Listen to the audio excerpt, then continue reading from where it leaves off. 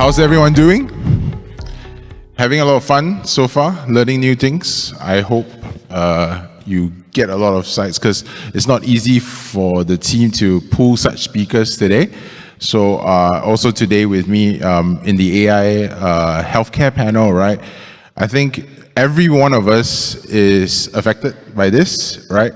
And I think it's an ecosystem that we cannot run away. You probably know of someone that needs to be in the system for the healthcare. And also, now we want to talk a little bit about what actually an ideal world with AI could look like. So before I start, maybe we get our panelists to share a little bit about themselves and what are some of the initiatives that they are, eager to see as well. Yeah. Dr. Lee? Thank you so much, Glenn. Nice to meet everyone. I'm not an AI expert, but I come from a philanthropic setup under the Temasek community. And this particular participation that I'm in now is especially interesting to me because recently we have made an investment in a particular AI capability, which I will share with you later.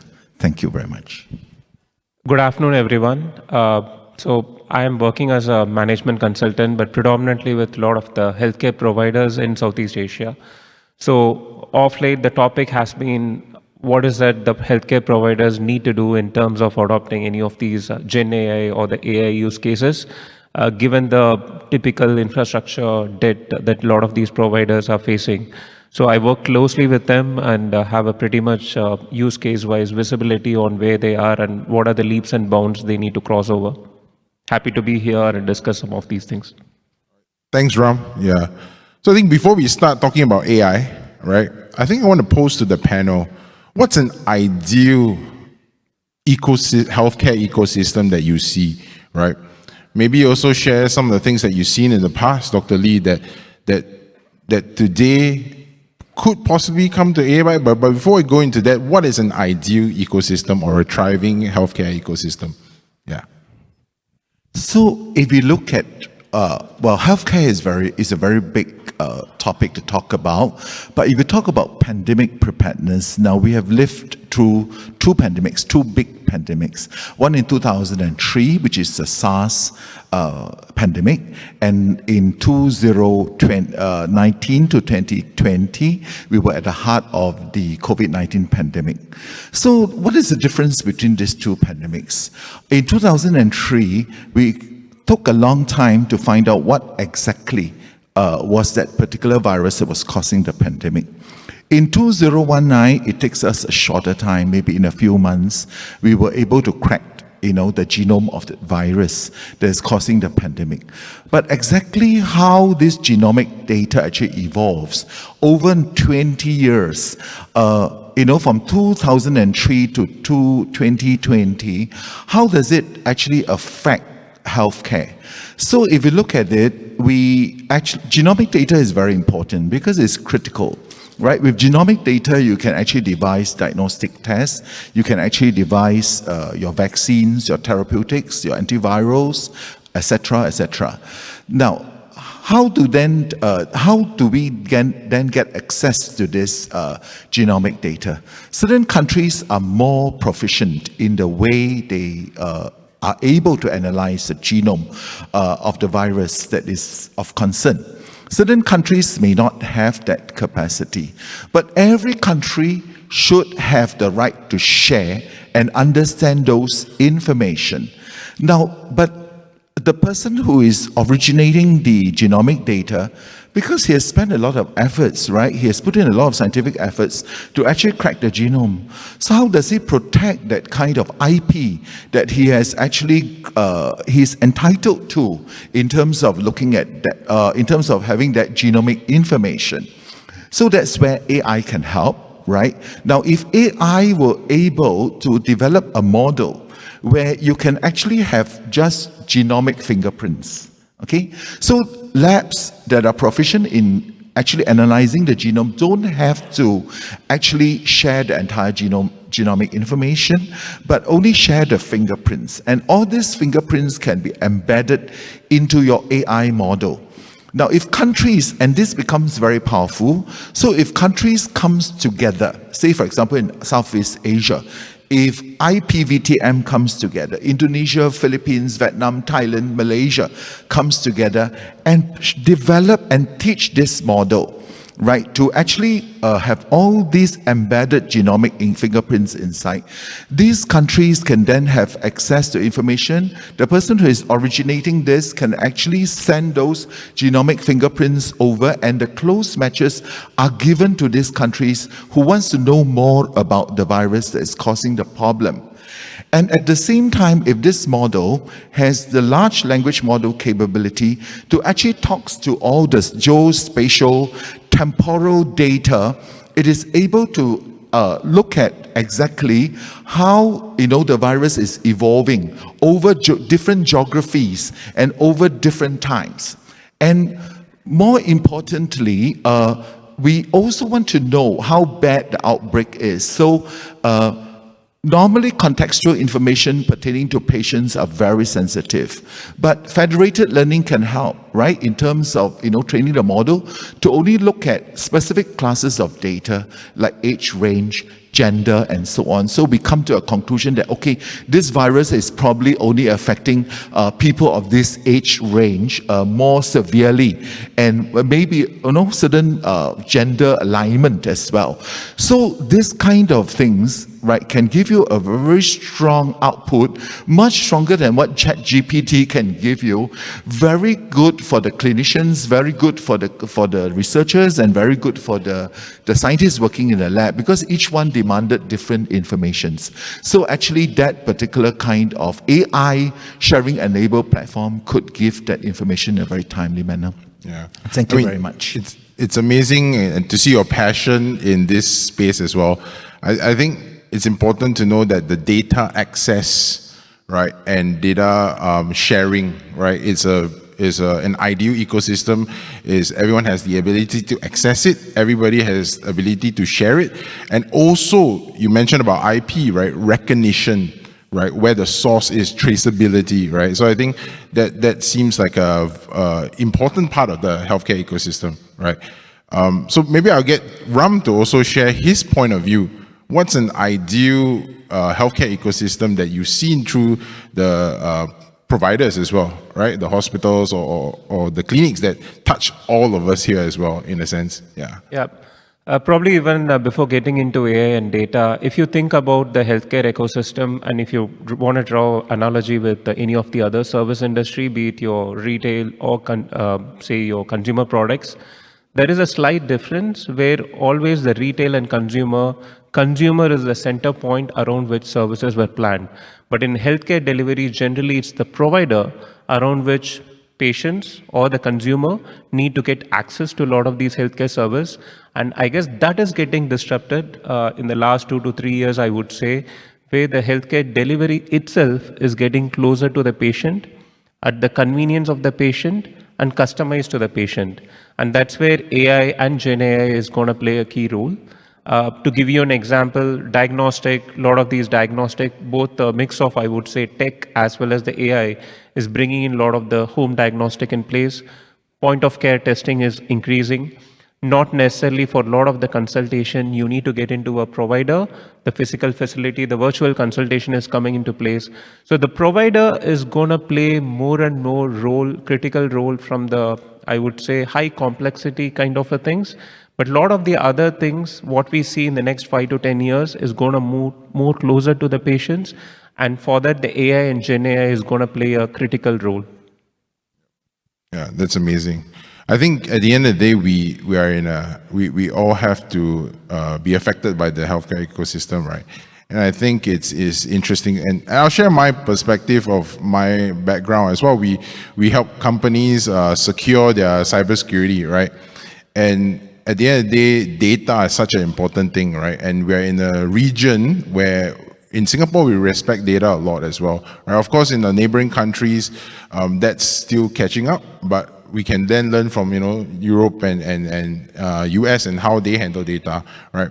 So I think what we want to move on to the next question in this frame of mine also is that what are some of the things that you've seen so far that is promising, right? That you think we could double down, right? With AI adoption or even AI discovery, right? In terms of aspects that we can improve, right? Or see lines. I mean, unfortunately for Prof. Niam, who is not here, he's in the forefront of using AR and VR in surgery, right? And the reason why he's not here is because he has actually clinical appointments, right? So he's in the ground down there, actually using and applying all these things, right? So maybe I get the panel to share their perspective of what are things that they saw promise, right? Maybe a project that you've done or see promise, and then how we can double down on those things. Yeah. So when I look at maternal and child health, for example, right, there is a lot of concern about preterm births, especially in an age where we are very, concerned about maternal risk, neonatal risk. Exactly how AI could actually help, right? So, in China, right, they have developed very portable ultrasound scans, and those are actually based on very strong AI kind of driven kind of capability, where this the mother to be can actually scan herself a few times, according to the instructions given. It's a portable ultrasound machine, and that's able to tell her whether she needs that kind of medical attention, right, to actually ensure the safety of her pregnancy. Then there is also another more scientific things that we look at. Now they correlate the microgenome of the microbiome rather of the vaginal microbiome to actually correlate it to preterm births. And it varies from populations to populations, and there's very large data are being collected right now. So if we can actually have an AI model to actually have it complete that cover most of the bigger variations of microbiome around the world, then we are able to have a very strong AI predictive model, right, to look at pregnancy. I guess last time when you scan, you don't know, right? And then now with AI, we can actually get some pre-diagnosis or at least symptom observations, right, before even we go into diagnosis, right? I think that's quite an exciting space to be in. Yeah. Ram, what about your experience? So from the healthcare ecosystem or the value chain perspective itself, where AI has worked pretty well to start with is the screening and the diagnostic. So already we see in Singapore, AI is being used for a lot of the diabetic eye screening. Even some of the private hospitals have started using AI for your cancer grades and trying to see what is a BRCA mutation. So already a lot of adoption we are seeing in that.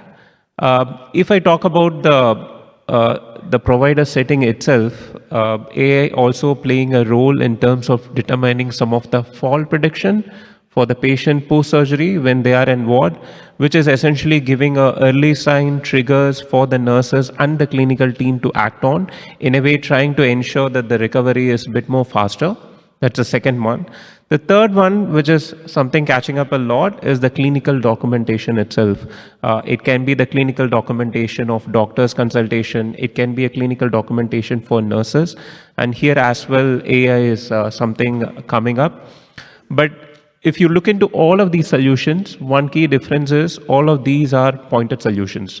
It's not exactly integrated with the way the ecosystem works, which is slightly a bit tricky now because the scalability is an issue. I guess that's where we might need to double down going forward. The way we might need to think about is take these AI and try to see an AI native workflow as part of our regular job, in a way trying to think that all of these solutions, when it comes in, it's easy to scale. Otherwise, it would be a pointed solution. Still, we might deal with a lot of inefficiencies, even though the AI might come into play. I think we're privileged to be in Singapore, right, where if you have an appointment with even the different hospital groups, right, they get to transfer data and you actually know of the bookings or even any outstanding you have or any bills, right?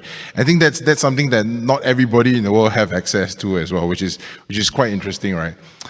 I think I want to talk about Dr. Lee as well as, I think you mentioned about some efforts, in Temasek where you guys are now starting, right, to consider how to use AI and maybe give the thought process into how do we get into that space of using AI as well, right? Yeah. So actually, I mentioned earlier about developing this kind of AI sharing platform. But in order to make it successful, you need people to be able to share with you, and you need people who have that kind of capability for genomic analysis. So how do we then ensure that every of our partners is equitable on that position to be able to share?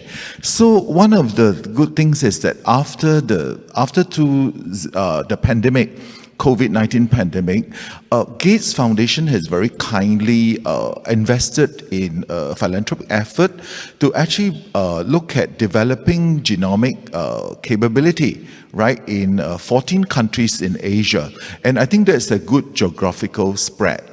I think the only country that wasn't involved in that particular effort somehow was China. I think China is a bit concerned about sharing genomic data at that time. But the good thing is that now when we started this AI sharing platform project, we have gotten 14 countries who are very ready. And China is definitely very ready, right? Because it's so powerful in AI. So, and through our partnerships with China, we are also able to get China potential participation in this project. So it's going to be very exciting for us because it's going to be a platform that is going to help Asia, right, actually develop the kind of AI sharing capability that I mentioned earlier to be able to get very good predictive capability of what is to come with an infection. So every infection that you have in country and in another country, you want to know whether that raindrop is going to cause a drizzle or it's going to cause a storm. And this kind of predictive system is going to help you. So at the same time, more exciting for us is that when Temasek invested in that foundation, invested in that particular effort, there's a similar effort that happens over the European side, which is funded by Novo Nordisk Foundation. And that particular, we call our platform the PathGen, right, which is Pattern Genomic Data Sharing. They call that their platform GPAP.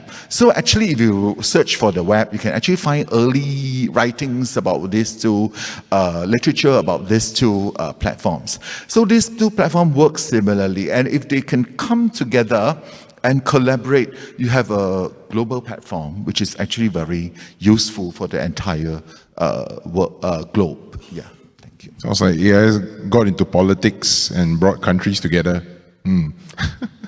Well, yeah, it's quite interesting to hear that.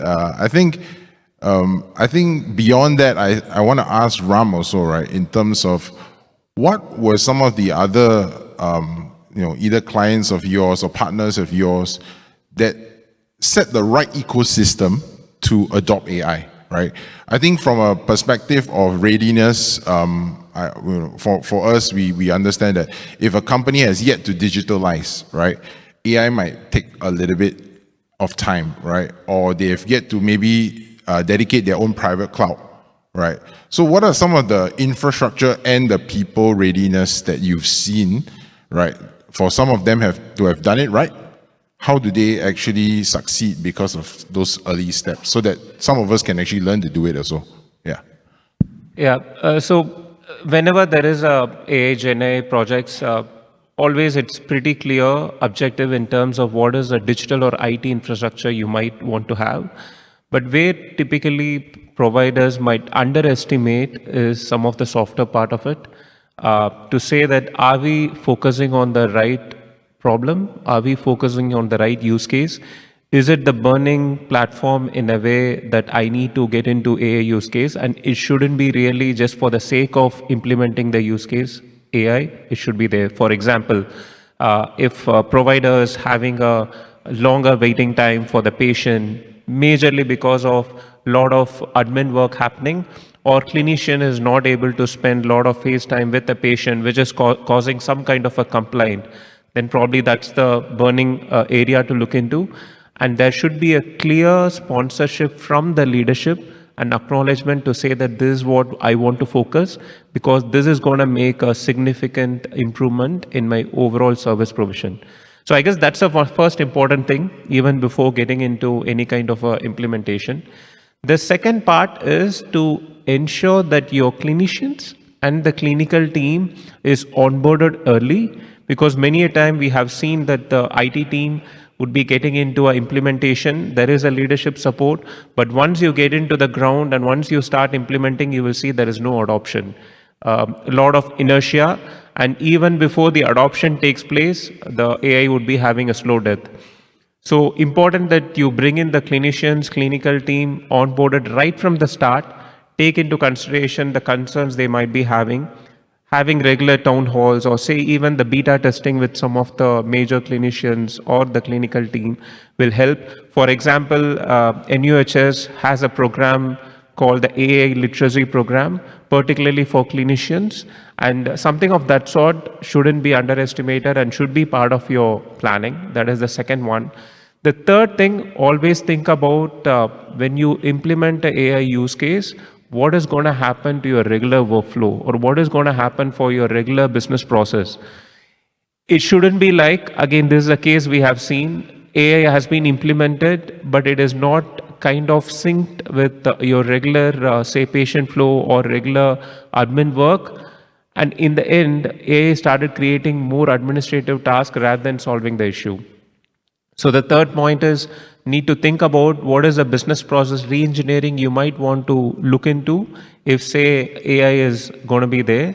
And the last part is having a governance in place. This again, often people don't give enough time for beta testing. People don't give enough time to have enough checks and balances when the implementation happens, which might throw in some errors, which might throw in some small dip in the overall performance. But there should be a governance in place saying that what are the checks I will do, what is the course correction I need to do, and give enough, I would say, timeline in terms of making sure that the program is success.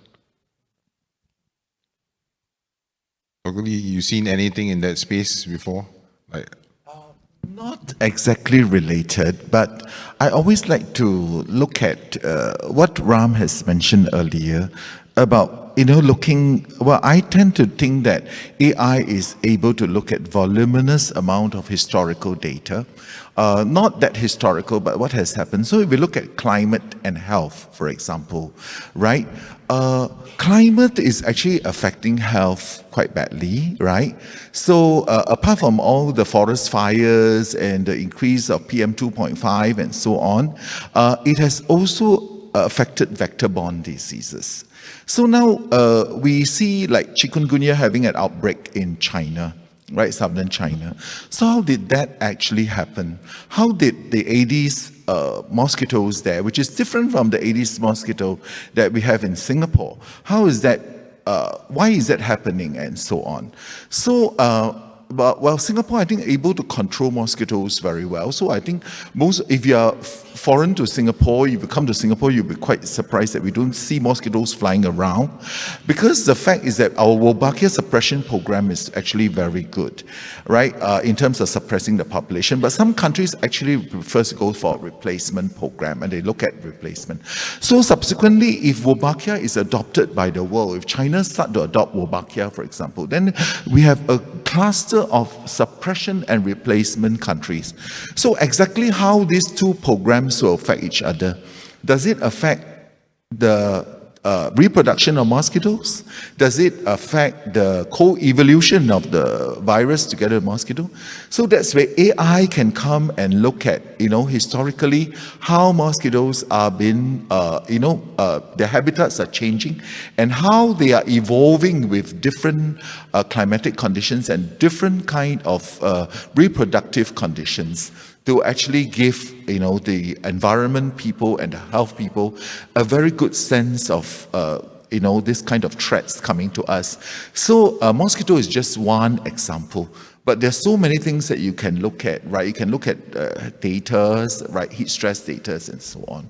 So I think that's something that AI is invaluable in terms of contributing. Yeah. I think in terms of readiness from a pandemic level, I think to get the structured data, right, in a sense, ready for sharing, right, is something that a lot of our organizations have to do. I akin it to a very human way, right? You need to get rid of some furniture, right? You want to tell the whole block and the whole, town you're in, right? Singapore quite small, so sometimes we cannot say city, right? So, and then you say, hey, I need to remove this furniture. So how do you share it safely? How do you share it safely to every single person and say that, can you help me get rid of this furniture, or I will need something, right? And I think a lot of times the pandemic and data, that level is sensitive, but also can be super useful for other people, right? So I'm now going to go to a little bit more of the sensitive part of this conversation, right? Where we want to share a lot of data. We need to share data. We established that, right, with AI. But then what are some of the red flags, right, that we have to warn ourselves, or sort of indicators that we sort of gone too far, right? Or what do you see today? Or you might not know it, you don't have the answers today sometimes, but what are some of the indicators that you see could be red flags, right? That could be indicators that say, okay, maybe we've gone a little bit too far in this place. Like, what are some of the conversations in the ecosystem you sort of started as well? Yeah. So I mentioned about federated learning earlier. I think federated learning is very useful because it's user developed, and it's actually, you can actually do it locally at your own, kind of computing capability, or you can actually do it in a cloud-based computing. So it's very much up to you how you want to train that model, the channeling of the data, and so on. And I think when it comes to this kind of partnerships that I mentioned earlier about AI-enabled data sharing between, say, 5 to 14 countries, I think, that you need to have this AI consortium on a very regular basis, look at the rules of sharing, the concerns of sharing, and how you could want to change you want to train your model to accommodate your preferences, your concerns, and so on. Yeah, Like a referee. something like that. Yeah. Yeah, just touching on the topic of data sharing, I will give you two extremities what I have seen in this industry, right? So there are some hospital healthcare providers in Southeast Asia where the hospitals are within the same group, but even within the hospital, they are not sharing the data, right? I mean, it can be privacy, or it is just a concern that whether the data shared would be utilized properly. That's the kind of constraint with which a lot of the Southeast Asian hospitals are operating. Versus what I can see a model evolving with, for example, Mayo Clinic. Mayo Clinic is building a data platform where they have an arrangement with close to 8 different healthcare organizations around the world, and they're able to get the data in a very specific demasked way. So already we have enough tech in place to share data in a very secure manner. There is enough, I would say, data infrastructure, technology, to ensure that all of these things can be taken care, but just that it is a bit of an openness that some of these providers need to have and start adopting. That is one part of data. But if I think about AI as such, there are a few other red flags we should be careful about. The general decision bias the AI might throw in. It's going to depend on what is the kind of diversity you are having within the data. To give you an example, even some of these established countries having models like UK, recently some of the AI models that was used by some of these medical council found that generally the models were underestimating anything related to women health issues because of the disparity in the data itself. So these kind of bias is something needs to have a careful check, and typically hospitals, providers tend to set up something like a bias audit or bias committee to make sure that this bias doesn't happen. Then the third part is, what is the accuracy of some of these predictions that comes in? This is predominantly relevant when the AI is applied for any kind of a screening, any kind of diagnostic. So you wanted to avoid any kind of wrong prediction in a way. Again, that's a function of how rich the data is. But broadly speaking, these are the 3 red flags which someone needs to just make sure that they take care of. I think going too far is always the sense of we want targeted ads because we need to buy something. But then we are sometimes afraid that we share too much, that same mechanism, right, gets 20 vendors to us and then overshare, right? I think that's a valid concern, right? And I think in the space of even implementing AI and guardrails and security, right, and AI safety, I think a lot of times it falls down onto some of these topics, right? Like, how do you actually share data safely? How do you actually even sometimes anonymize data? Because the truth is, right, you mentioned, you don't really need to know the patient's name per se, right? It doesn't need to be identifiable, right? So how do you have a mechanism to do that? We do that a lot today before AI, but we see that what's happening in the ecosystem today is that you can expedite this thing, right? Anonymizing individual users' data, then putting it into the pool of data, and then sharing it to different researchers and different initiatives and consortiums, right? And then using that data and back to traceability, right? That's such a important aspect of actually data sharing, right? At the end of the day, yeah. Anything to add on that space as well? Yes, actually, I think, as I mentioned earlier, pandemics is something that's very global. So when it comes to sharing pandemic data, for example, that what I've mentioned earlier, there is a pandemic agreement that has been talked about by various countries, party to the World Health Organization. The only probably the only concern is that now US is not has withdrawn from the WHO, but it's still party to the other organizations like World Organization for Animal Health, for example. So, this kind of agreements at the international kind of level will be able to give very, good guidance as to, what are the universal concerns about sharing of data and exactly how that can be translated into a good mechanism for sharing of data. So I mentioned World Organization for Animal Health. I think that's very important. In fact, I felt that that organization may one day be able to do a lot, if not more than what WHO can do. Because with climate and health, there is a lot of concern about One Health, right? About animal health, zoonotic spillovers. Most pandemics are caused by zoonotic spillovers. So if you look at SARS, people say, does it come from a civet cats? COVID-19, does it come from a pangolin or whatever? Or people all go towards bats and so on. So that's where, One Health is very important. But One Health is a very big topic. And if you look at the data in One Health, it's really voluminous, right? It's about animal infections, peripheral populations infections to animal populations, right? And also husbandry data and misuse of antibiotics and so on. So all this data can actually be put together to give a very meaningful kind of forecast, a predictive kind of capability for the current practices, what can be improved, and if it's not improved, what do we expect to come in the longer term? Yeah. Yeah, same. I mean, I guess the data, the thing you mentioned, which is about how do we kind of de-identify the data and kind of mask it so that everyone can use. This is something even within the healthcare provider, within the, I would say, group, it is catching up a lot. And with that, we see that there would be a lot more advance that should be happening in the adoption of AI, because I mean, the foundation part is the data. Without that, nothing can be done. But the good part is everyone has realized that and started deploying a lot of these techniques. And I think you can see the sentiment change from, I think the Gen AI as we know it today, right, has definitely commercialized and humanized a lot of our adoption, right? And I think that's why even practitioners who have such rich data, right, now are thinking how to actually work with people. And that's, I guess, the start already, right? The spark of that thought process. So it's quite heartening to see that.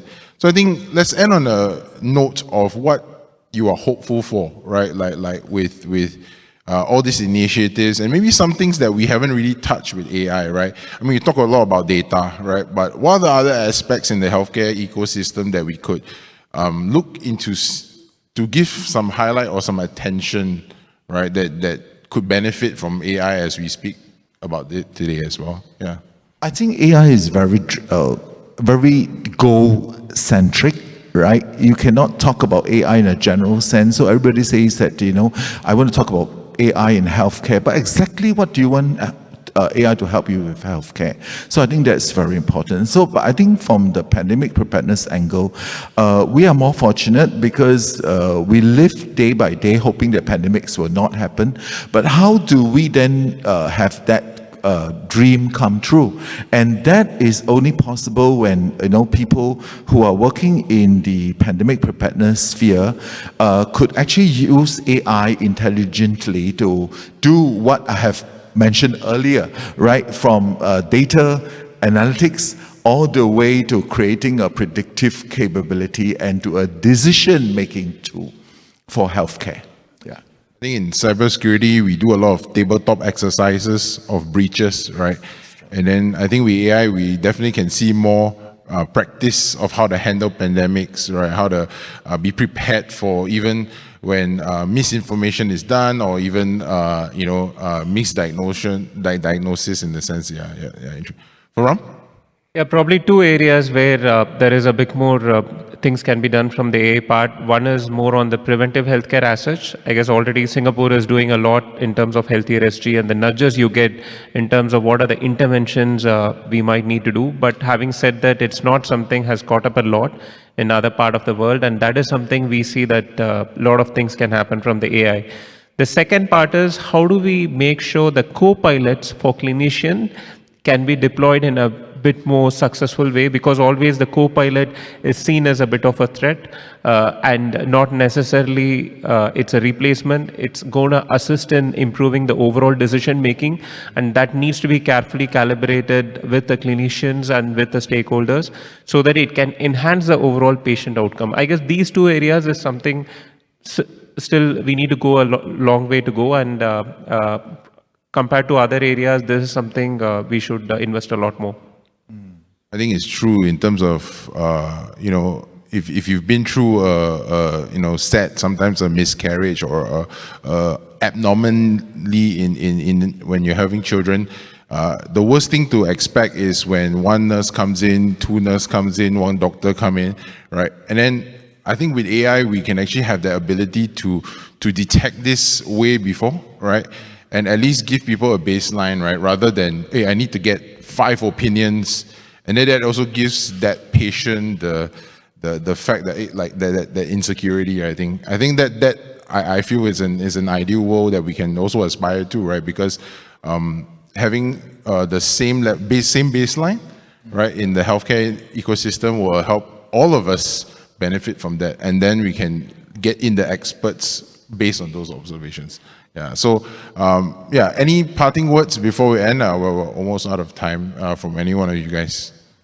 I have nothing more to say, but I just wonder whether the audience understood what we have said. So if they have any questions, they are most welcome to ask us as well. Is there any questions in the crowd? Yes, we have one there. Yeah, you can shout.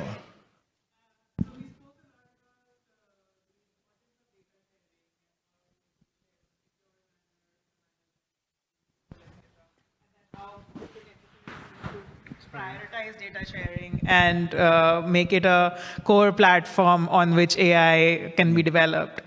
My question is, have you also thought about, or do you have any ideas on what would incentivize these entities to go ahead and share their data? I think very clearly it is a responsibility of everyone, any of all the partners, to actually, contribute to pandemic preparedness. That's where, when they share, they also have other people sharing and they get information in return. So I think that's very important. We do not want to give a value, right, to the data that we have shared and so on at this stage, because really if you look at pandemic data, they are they are data that is actually respected as something that is crucial, right, to stop to actually arresting a global crisis. So I believe that's when our network that we set up, that's where genomic capacity building also the the responsibility to share, and also the responsibility to respect the IPs of those data. So I think those that will be very critical in terms of encouraging the sharing of data. Yeah. Probably, just to add in from the provider angle, right? Because not necessarily there is a lot of incentive for them in terms of sharing data, but the way things are shaping up is you're seeing a lot of these big healthcare players. It can be at the national level or the global level, setting up a lot of these data aggregator platforms. And the idea here is providers sharing the data, and in return, what they're going to get is a lot of these AI models. Probably not necessarily priced at the way it might be in the market. It might be in a beta testing way, or it might be in a subscription based. There might be access given to a lot of these providers in return to the DMAS data that they might be providing. So that's how I see it for the providers as such. One last question. If not, you have to hold it and keep it forever. All right, with that said, thank you, our panel, and thank you, the audience, for your engagement. Thank you.